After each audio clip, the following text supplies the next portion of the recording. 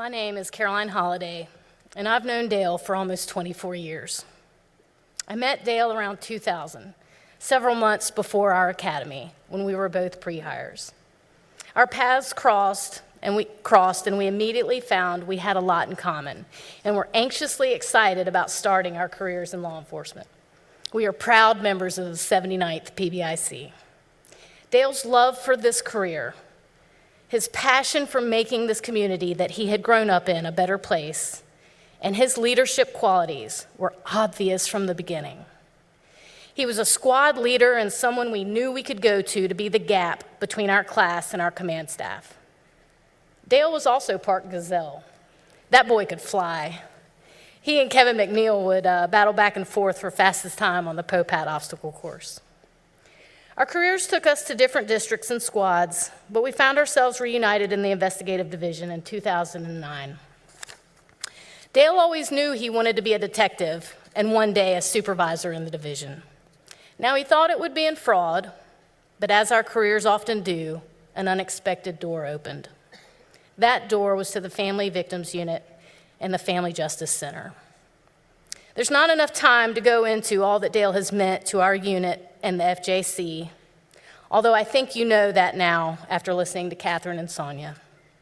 But know this, those shoes will never be able to be filled.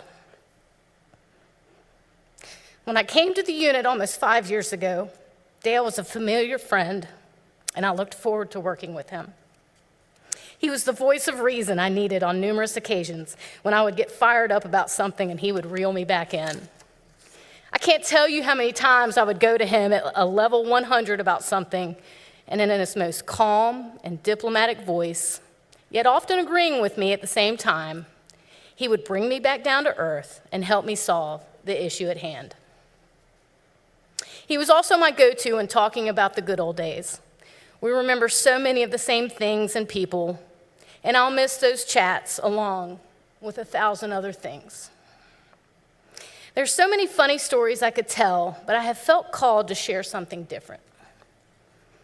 All of us have a hard time understanding this tragedy. I have heard people ask, where was God? Or why did this tragedy happen?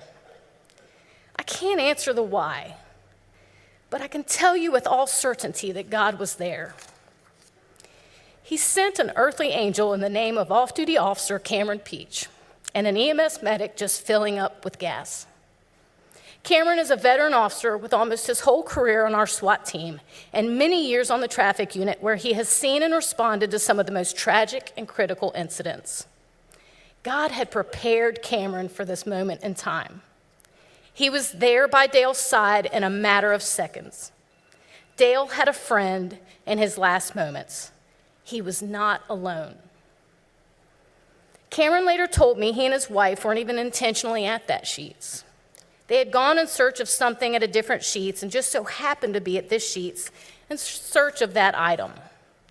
You will never convince me God didn't send Cameron and his wife to that Sheetz at that time for that purpose. Theologian and pastor John Piper once gave a powerful message on 2 Corinthians 4:16 through 18, which I will read first. Therefore, we do not lose heart. Though outwardly we are wasting away, yet inwardly we are being renewed day by day. For our light and momentary troubles are achieving for us an eternal glory that far outweighs them all. So we fix our eyes not on what is seen, but on what is unseen, since what is seen is temporary, but what is unseen is eternal.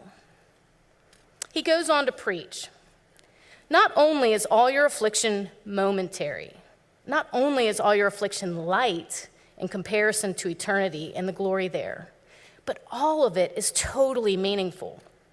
Every millisecond of your pain from the fallen nature or the fall of man, every millisecond of your misery in the path of obedience is producing a peculiar glory you will get because of that. I don't care if it was cancer or criticism, slander or sickness. It wasn't meaningless. It's doing something. It's not meaningless. Of course you can't see what it's doing.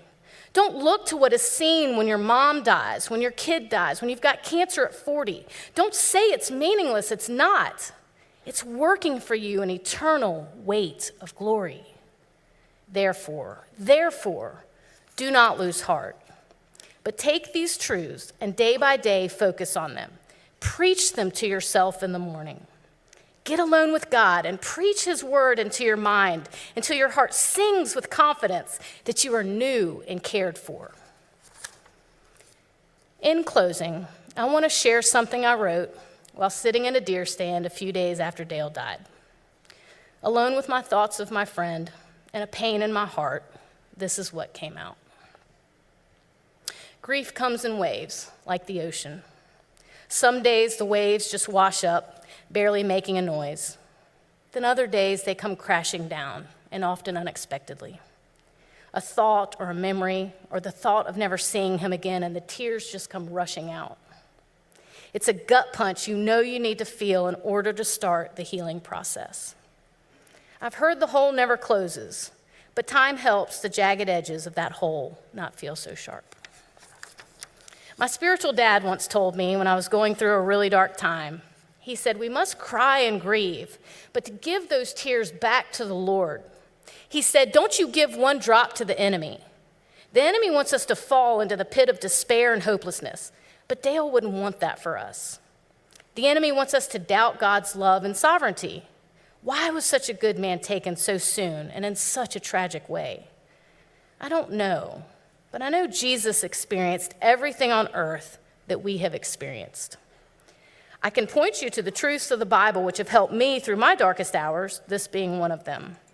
But honestly, the peace and hope I find in God is hard to put into words unless I tell you my life story. How do we go back to work and not see him every day?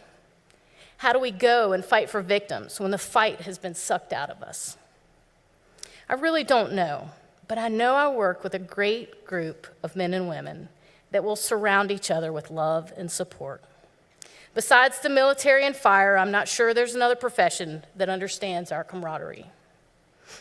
So we will carry the torch he has carried, being the light for so many.